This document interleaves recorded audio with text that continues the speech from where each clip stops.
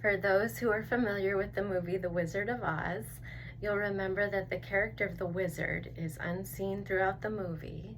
He's hidden behind a curtain, but is kind of seen as this masterful, strong, powerful, mysterious character that's kind of puppeteering behind the scenes.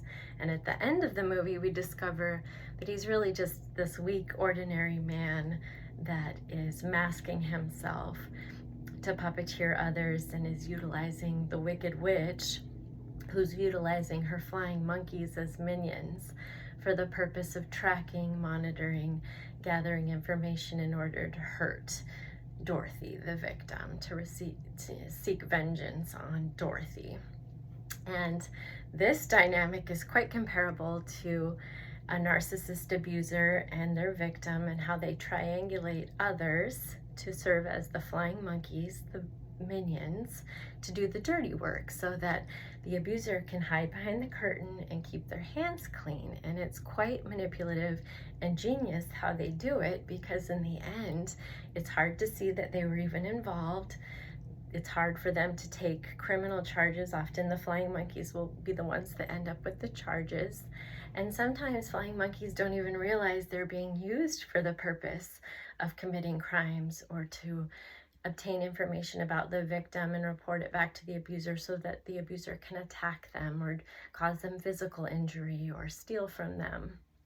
You know, a flying monkey can be a family member, a friend, a community member, a church member, a coworker, anybody that the abuser can manipulate into thinking that they're the victim and that it's justified to attack and target and bully and stalk this individual for what they've done.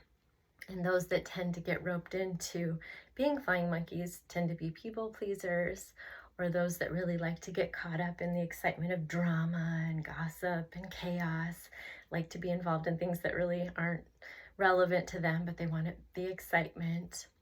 Or it could be in family dynamics where they're fearful of the narcissist abuser in their family, and so they'll be complicit for their own safety. And I'm not a doctor. I can't diagnose narcissism. Those of us who have grown up in a home with one or been in a relationship with one, when you know, you know. They're pretty predictable, and you learn to recognize the signs of one pretty quickly. But it's like the flying monkeys, or the minions for the narcissist, are serving as little baby snakes that are slithering around the victim, watching their every move, tracking them, finding out information about their daily habits, who do they interact with, their background, any kind of information they can gather, and then they'll go bring it back to the king cobra, who's timidly hiding behind a rock, and using them to do the stalking for them, to do the tracking for them, when likely that abuser has underlying motives that are very not wholesome, that are very dangerous for the victim, and the flying monkeys may not even realize the depth of what they're participating, or they may realize and think it's somehow justified because of this wild and exaggerated narrative that the abuser has created. You know, they tend to tell really elaborate stories and falsify things and blow things out of proportion and create a new narrative so that people are like, yes, we should attack this person, this is justified, without ever asking the victim their side of the story, and never giving thought to, like, is this even realistic? You know, this sounds like a pretty exaggerated story. But the purpose of the snakes in the grass, the flying monkeys, is to gather information, to track and monitor, to troll the victim.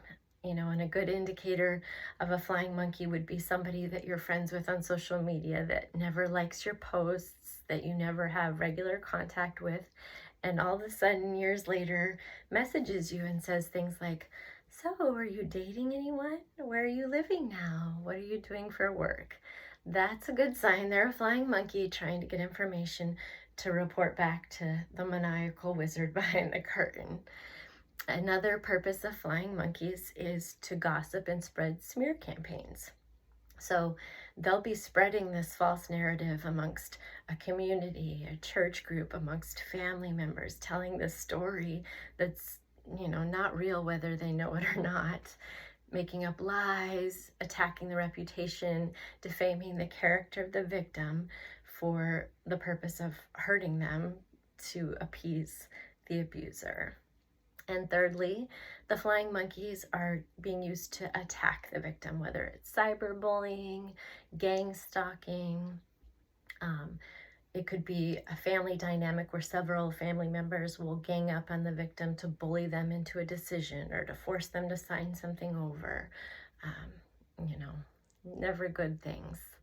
And a good way to recognize if someone's a flying monkey in the situation is a healthy friend, a loyal family member, a professional coworker. If they hear gossip about someone, a good quality person is going to go to that individual and say, I just thought you should know that this is what's being said about you.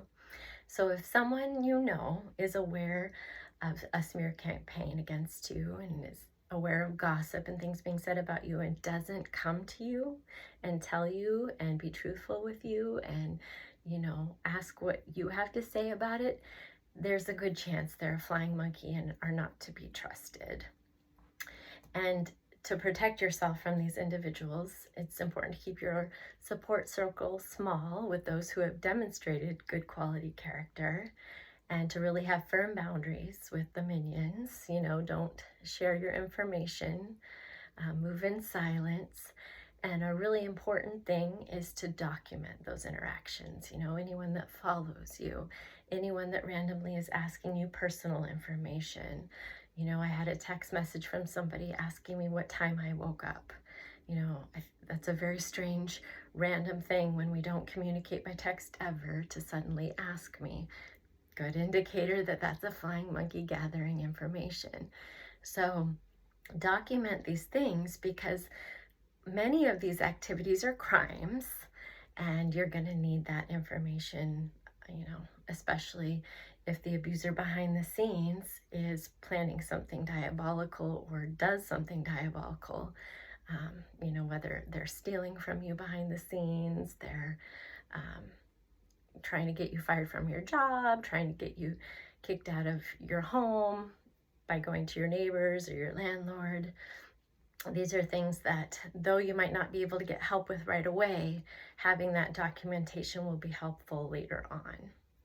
So protect yourself and, recognize that at the end of the day, that puppeteer that's hiding behind the scenes really is just someone who is weak and manipulative, that's using people to accomplish their goals. And it's really unfortunate, but it's also a good way to decipher who was in your corner in the first place, because anyone that would buy into this garbage, that would believe gossip, was just waiting for a reason to turn on you, just waiting for a reason to attack you.